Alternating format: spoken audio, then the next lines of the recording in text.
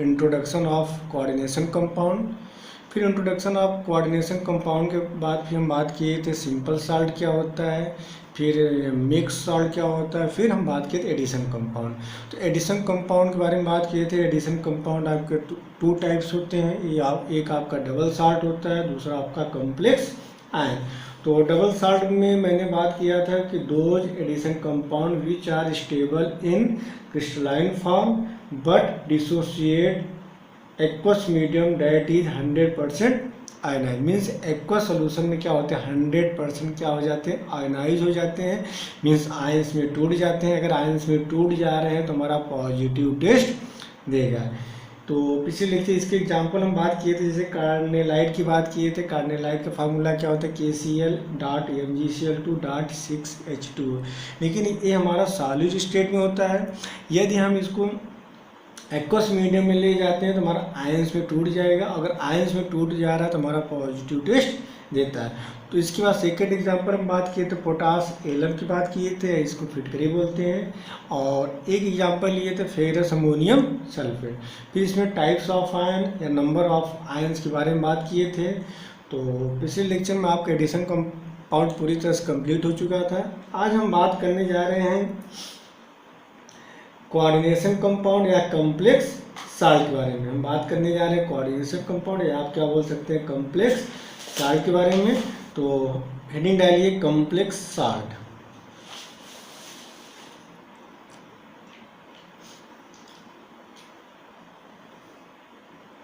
एक एक पॉइंट को समझिएगा। Complex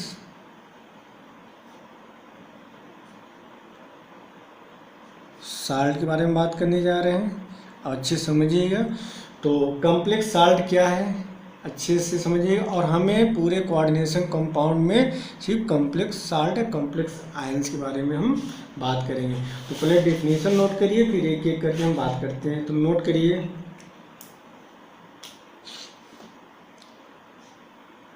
those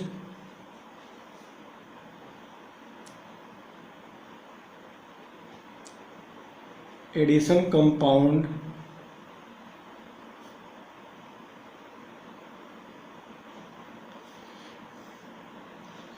which are stable in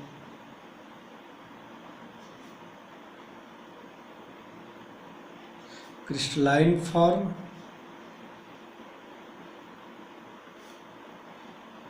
as well as aqueous medium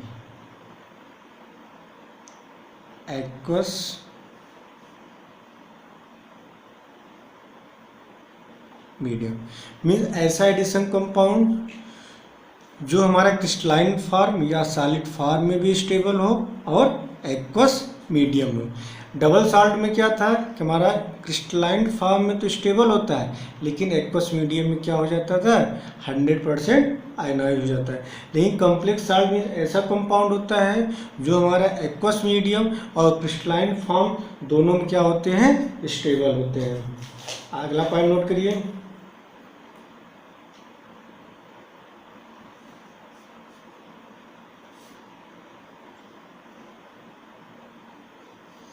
the complex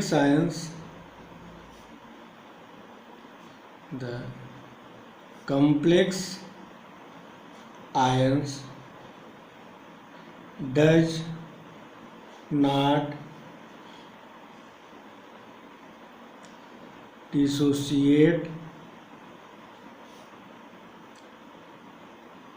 into ions. अभी हम एग्जाम्पल एक समझाएंगे। तो कॉम्प्लेक्स आयन जो होते हैं वो आपके 100% आयंस में डिसोसिएट नहीं होते। डबल साल्ट क्या होते हैं 100% आयंस में डिसोसिएट हो जाएंगे। अगर आयंस में मिल रहे हैं तो हमारा क्या होगा आयंस के टेस्ट देंगे। लेकिन कॉम्प्लेक्स साल्ट जो होते हैं 100% हमारा आयंस में डिसोसिएट नहीं होता है। चलिए अब नेक्स्ट पॉइंट की बात करें। नोट करिए, coordinate compound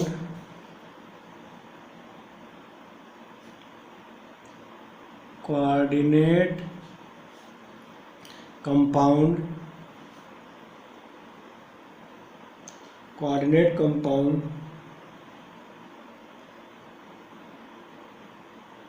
retains its identity in the solution। वहाँ पे क्या था, डबल साल्ट में अपनी आइडेंटिटी क्या करता था, लॉस करता था, लेकिन यहाँ पर आइडेंटिटी क्या रहेगी, रिटेन रहेगी। बात समझ में आ रही, एक बार फिर समझिएगा। डबल साल्ट में मैंने बताया था कि क्रिस्टलाइन फॉर्म में हमारा क्या होगा, स्टेबल होगा, एक्वस मीडियम में आयंस में टूट जाएगा। लेकिन जो कॉम्प्लेक्स साल्ट जो होते हैं हमारे स्टेबल और एक्वस दोनों मीडियम में हमारे स्टेबल होते हैं। Complex ion does not dissociate into ions, ions में डिसोसिएट नहीं होते हैं। और थर्ड पॉइंट की बात करें, जो कोऑर्डिनेट कंपाउंड होते हैं वो अपनी आइडेंटिटी को क्या करते हैं, रिटेन करते हैं। बात समझ में आ रही, चलिए हम एग्जाम्पल की बात करते हैं।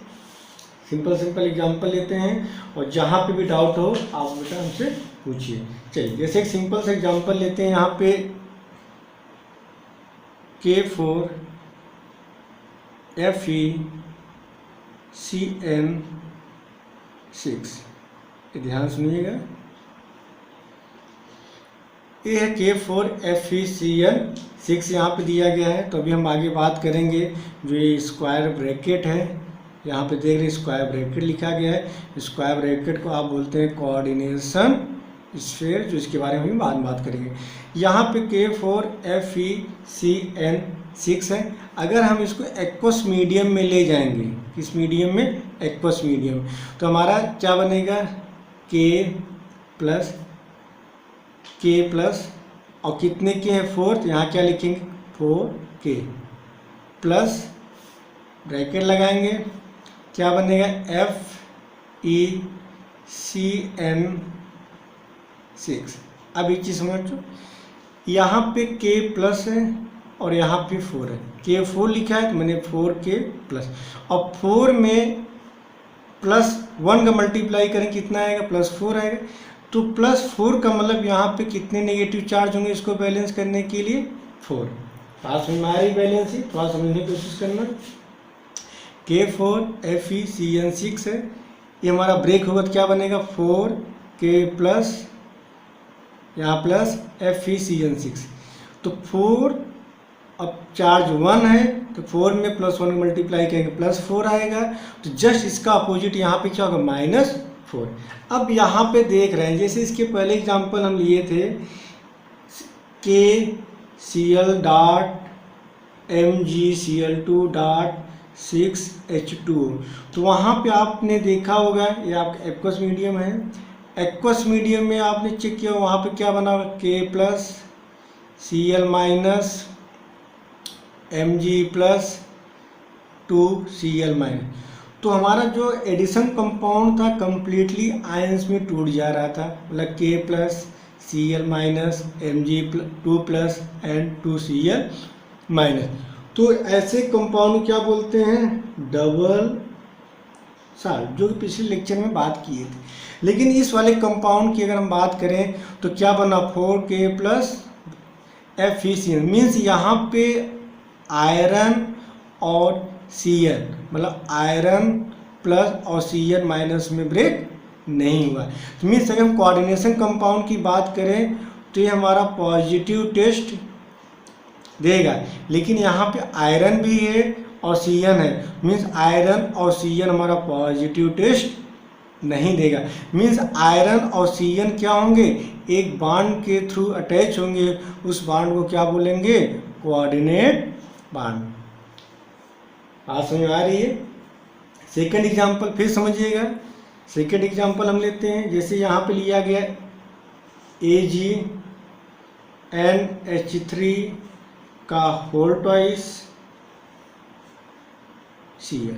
अगर आप इसको एक्वस मीडियम में ले जाते हैं, किस मीडियम में, एक्वस मीडियम में, तो क्या बनेगा, AgNH3 का होल ट्वाइस प्लस और यहाँ पे क्या लिखा Cl माइनस। तो क्या Ag हमारा आयंस में टूटा? क्या हमारा Ag प्लस बना? नहीं बना। क्या हमारा NH3 अलग हुआ? नहीं हुआ। क्यों? क्योंकि मेटल और NH3 के बीच एक बॉन्ड बन रहा है, उस बॉन्ड को क्या बोलते हैं? कोऑर्डिनेट बॉन्ड के थ्रू अटैच। ये सब चीज़ें आपको बाद में बताएंगे। तो क्या Ag हमारा टेस्ट देगा? नहीं देगा। NH3 हमारा टेस्ट देगा? नहीं देगा। लेकिन Cl आयंस के फॉर्म में आ गया तो Cl हमारा पॉजिटिव टेस्ट देगा। बात समझ में आ रही? तो यदि हमारा कोई कंपाउंड दिया गया हो, किसमें लिखा गया? Coordination sphere. स्क्वायर ब्रैकेट क्या बोलते हैं? कोऑर्डिनेशन स्फीयर बोलते हो।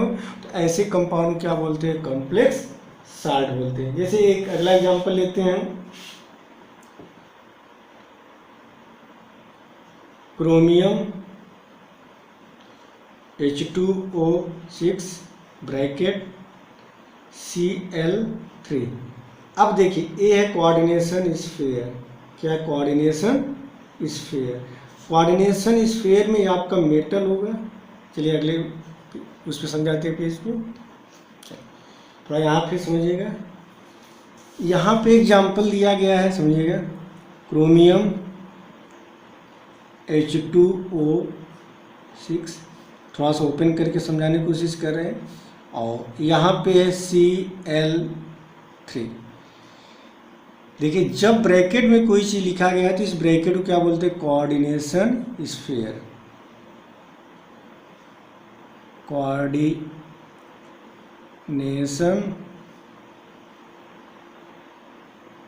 स्फीयर। अब ध्यान सुनिए, जब इस कंपाउंड को आप एक्वस मीडियम में ले जाते हैं तो कोऑर्डिनेशन स्फीयर में क्रोमियम हमारा क्या है? Central metal. पिछले लेक्चर में डिस्कशन किए थे। और इस सेंट्रल मेटल के सराउंडिंग कितने एटम है? आप इसको ओपन करिए, आप क्रोमियम, ये आपका क्या कहलाएगा? Central metal. और इस मेटल के सराउंडिंग, पहले कोऑर्डिनेशन स्फीयर की बात कर रहे हैं, इस मेटल के सराउंडिंग कितने वाटर मॉलिक्यूल है? 6। आप 6 वाटर मॉलिक्यूल बना लीजिए। H2O H2O H2O O H2O H2O H2। याद करिए पिछले लेक्चर में थोड़ा सा हम बेसिक बात किए थे। ये होगा हमारा सेंट्रल मेटल। और सेंट्रल मेटल के पास क्या होता है? Vacant d orbital. यदि वैकेंट d ऑर्बिटल है तो हमारा क्या कहलाएगा? Electron acceptor. ध्यान सुनिएगा। अब बताया कि इस इलेक्ट्रॉन एक्सेप्टर होगा, इसके सराउंडिंग मेटल होगा, इसके सराउंडिंग मॉलिक्यूल होगा। उस मॉलिक्यूल के पास क्या होगा? या तो निगेटिव चार्ज होगा या उसके पास क्या होगा? Lone pair. तो यहाँ पे आप चेक करिए, ऑक्सीजन के पास क्या है? Lone pair. कितने लोन पेयर हैं? 2।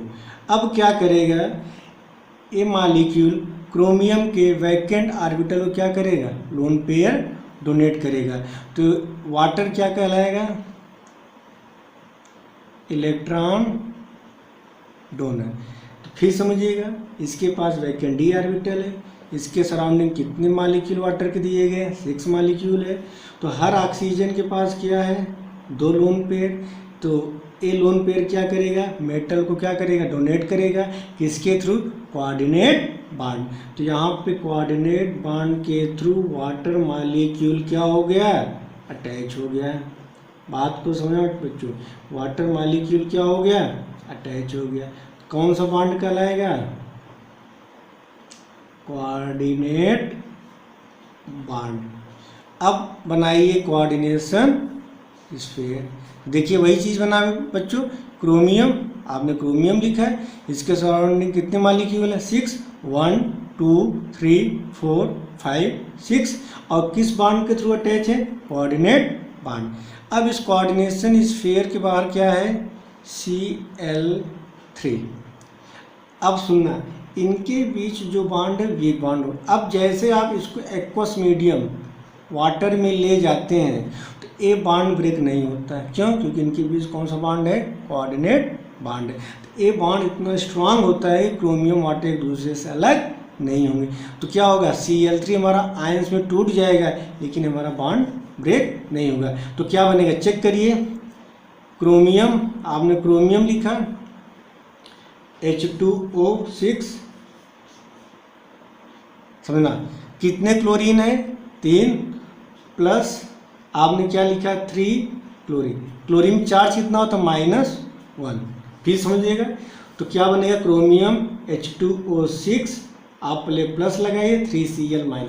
क्लोरीन भी चार्ज क्या होता है, -1, तो 3 में -1 का मल्टीप्लाई करेंगे कितना आएगा बच्चों, -3। तो इसका जस्ट अपोजिट चार्ज यहाँ पे क्या लगेगा, +3।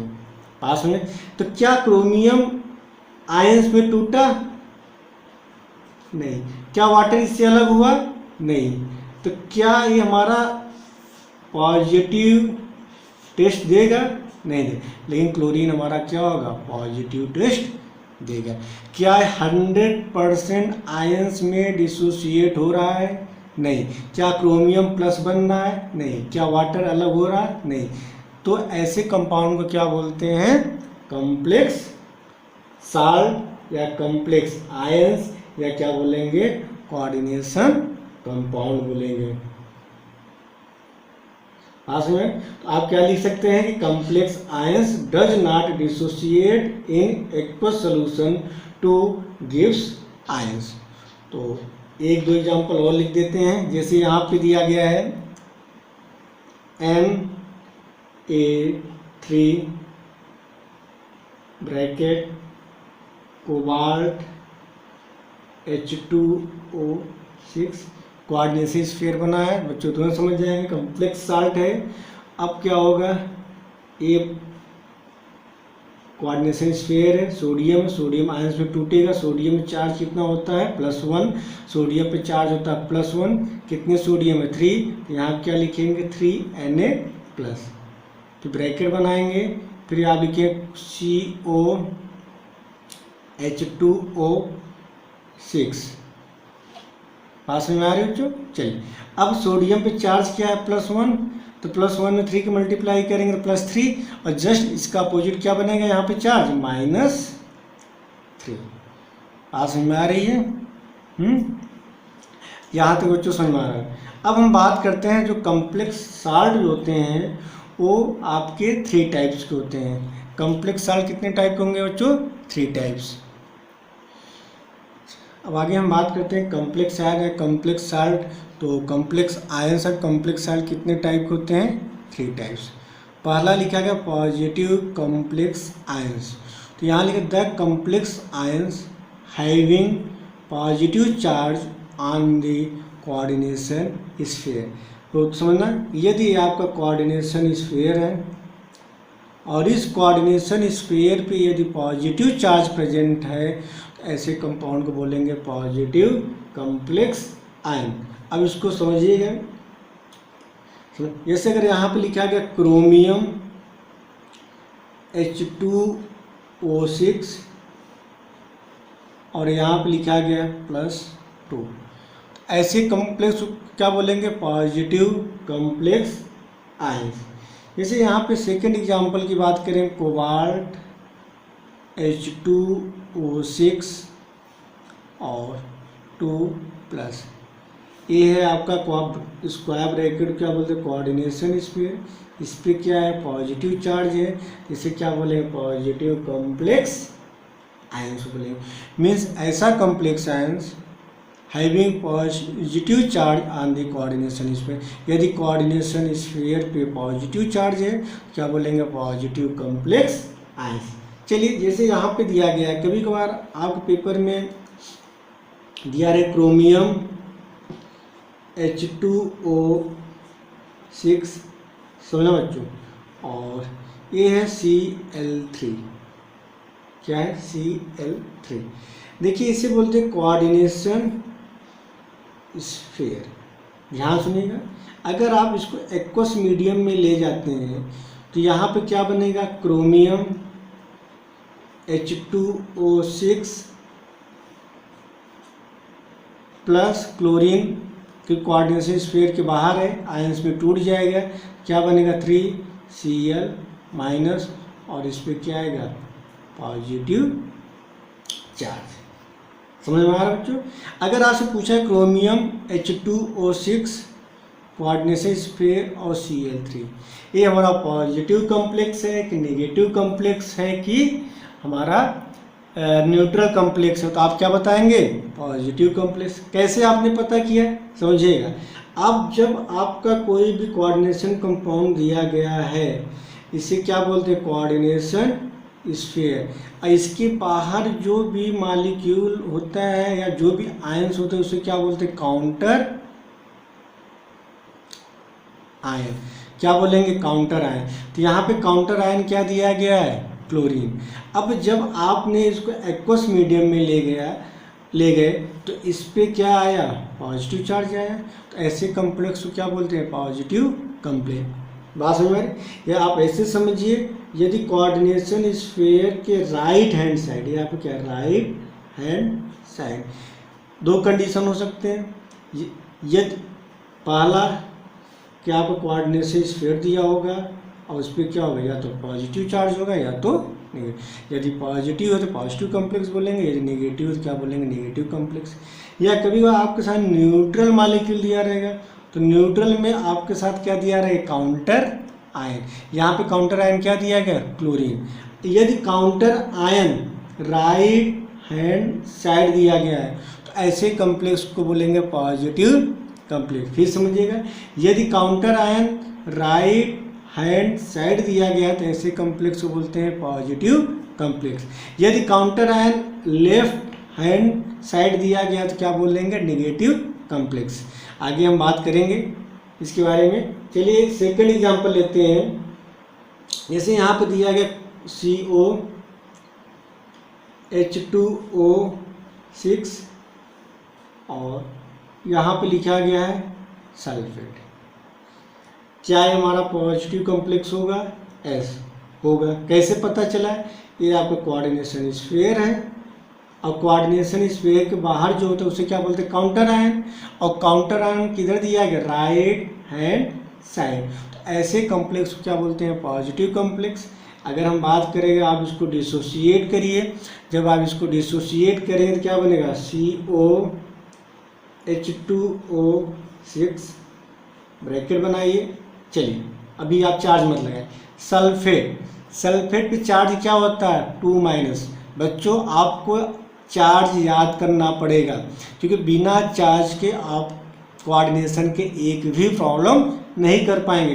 तो अगर हम बात करें तो क्लोरीन पे चार्ज -1 होता है, सल्फेट पे चार्ज क्या होता है? -2। तो यहाँ पर क्या बनेगा? SO4 2-। अब आपको चार्ज लगाना है किस पे? कोऑर्डिनेशन स्फीयर पे। तो कोऑर्डिनेशन स्फीयर पे चार्ज कितना आएगा? जितना काउंटर आया। तो यहाँ पे -2, कितने काउंटर आयन दिया? 1 में -2 का मल्टीप्लाई करेंगे -2, तो इसका जस्ट अपोजिट चार्ज क्या आया? +2। तो जब आपने इसको एक्वस मीडियम में ले गए तो कोऑर्डिनेशन स्फीयर पे कैसा चार्ज आया? पॉजिटिव चार्ज आया। ऐसे कॉम्प्लेक्स को क्या बोलते हैं? पॉजिटिव कॉम्प्लेक्स बोलते हैं। आप या तो कोऑर्डिनेशन स्फीयर पे चार्ज दिया रहेगा, यदि चार्ज दिया गया तो आप बता लेंगे। कुछ ऐसे मॉलिक्यूल होंगे जैसे यहाँ पे दिया गया है, यहाँ पे दिया गया है, इस पर कोई भी चार्ज नहीं दिया गया है, तो उस कंडीशन में चेक करेंगे काउंटर आयन। अगर यदि राइट हैंड साइड दिया गया है, ऐसे कॉम्प्लेक्स को बोलते हैं पॉजिटिव कॉम्प्लेक्स। पास में। और सल्फेट हमारा क्या कहलाएगा? Counter ion. क्लोरीन हमारा क्या कहलाएगा? Counter ion. पास में आ रहे हो बच्चों? चलिए सेकेंड हम बात करते हैं नेगेटिव कॉम्प्लेक्स के बारे में। चलिए अब हम बात करते हैं नेगेटिव कॉम्प्लेक्स आयन के बारे में। तो लिखा the complex ions having negative charge on the coordination sphere. यदि कोऑर्डिनेशन स्फीयर के ऊपर क्या हो? या तो नेगेटिव चार्ज हो, ऐसे कॉम्प्लेक्स को क्या बोलते हैं? Negative complex ion. या तो कोऑर्डिनेशन स्फीयर दिया गया हो, क्या दिया गया? कोऑर्डिनेशन स्फीयर दिया गया और काउंटर आयन की साइड दिया गया हो, लेफ्ट हैंड साइड। तो ऐसे कॉम्प्लेक्स को क्या बोलते हैं? Negative complex ion. ऐसे कॉम्प्लेक्स को क्या बोलेंगे बच्चों? Negative complex ion. जैसे हम एग्जाम्पल लेते हैं, सिंपल से एग्जाम्पल लेते हैं। -4।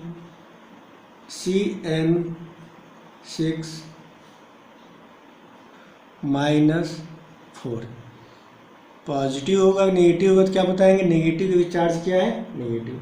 जैसे यहाँ पर दिया गया क्रोमियम H2O6 2-, ऐसे कॉम्प्लेक्स को क्या बोलते हैं, नेगेटिव कॉम्प्लेक्स आयन। या इस कॉम्प्लेक्स को आप क्या बोलेंगे, K4FeCN6, या दिया गया है K2 क्रोमियम H2O6, या तीसरा दिया गया कैल्शियम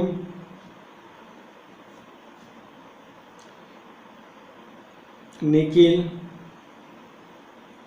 H2O6। इस कॉम्प्लेक्स को क्या बोल देंगे, नेगेटिव कॉम्प्लेक्स है। क्यों, क्योंकि यहाँ पर कोऑर्डिनेशन स्फीयर है। कोऑर्डिनेशन स्फीयर के अंदर क्या दिया, आयरन। आयरन हमारा होगा सेंट्रल मेटल, ये हमारा क्या होगा, लिगेंड्स। आयरन सराउंडिंग कितने दिए गए, 6। ये हुआ कोऑर्डिनेशन स्फीयर, ये हुआ काउंटर आयन। काउंटर आयन किधर दिया गया है, लेफ्ट हैंड साइड। इसी तरह यहाँ पे सेंट्रल मेटल, इसके सराउंडिंग कितने लिगेंड्स दिए गए हैं, 6। ये कहलाएगा लिगेंड्स। इनके बीच कौन सा बॉन्ड होगा, कोऑर्डिनेट बॉन्ड। ये हमारा कहलाएगा कोऑर्डिनेशन स्फीयर। अब K2 क्या कहलाएगा, काउंटर आयन। अब काउंटर आयन बच्चों किधर दिया गया, लेफ्ट हैंड साइड, तो इसे क्या बोलेंगे, नेगेटिव कॉम्प्लेक्स आयन। यहाँ पे काउंटर आयन किस साइड दिया गया, लेफ्ट हैंड साइड, तो ऐसे कॉम्प्लेक्स क्या बोलते हैं, नेगेटिव कॉम्प्लेक्स आयन। या आप ऐसे समझ लीजिए, ये दिया K4FeCN6। चलिए, जब आप इसको एक्वस मीडियम ले जाएंगे तो क्या बनेगा, K+। टूटे कितने के हैं, 4, आपने रखा 4 के, ब्रैकेट FeCN6, पास में आ रहे FeCN6 +1 में 4 मल्टीप्लाई करेंगे +4 आएगा। इसका जस्ट क्या आ गया, चार्ज नेगेटिव। तो कोऑर्डिनेशन स्फीयर पे कैसा चार्ज आ रहा है, नेगेटिव। इसे क्या बोलेंगे, नेगेटिव कॉम्प्लेक्स आयन। चलिए, अब लास्ट बात करने जा रहे हैं, न्यूट्रल कॉम्प्लेक्स क्या है।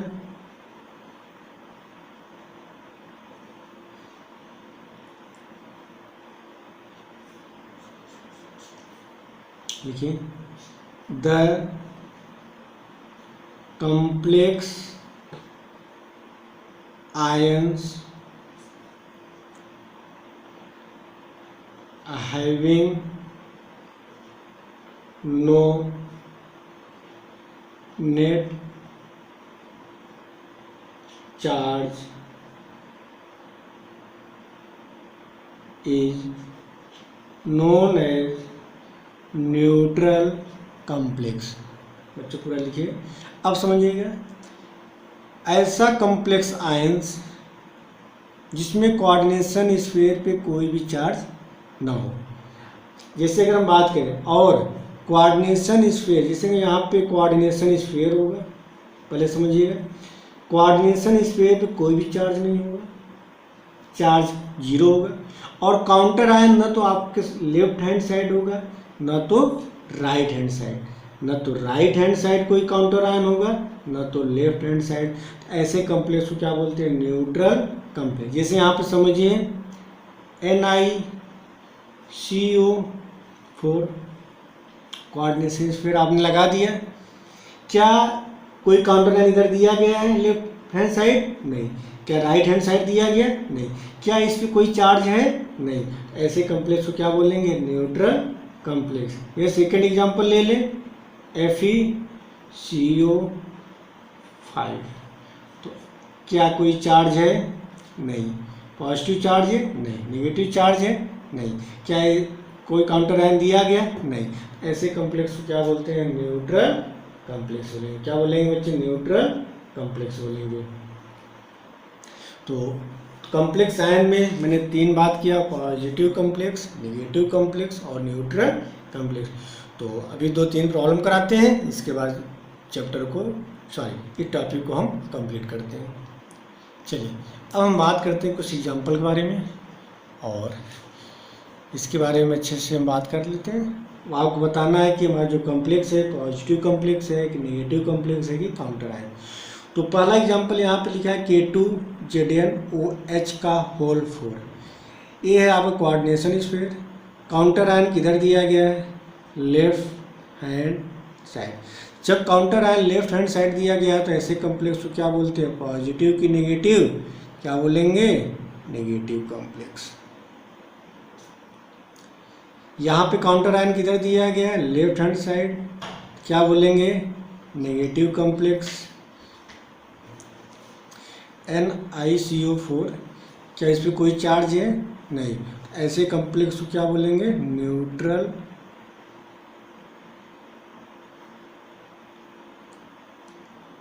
कॉम्प्लेक्स। अब यहाँ पे देखिए कोऑर्डिनेशन स्फीयर दिया है, कोऑर्डिनेशन स्फीयर पे चार्ज क्या है? पॉजिटिव।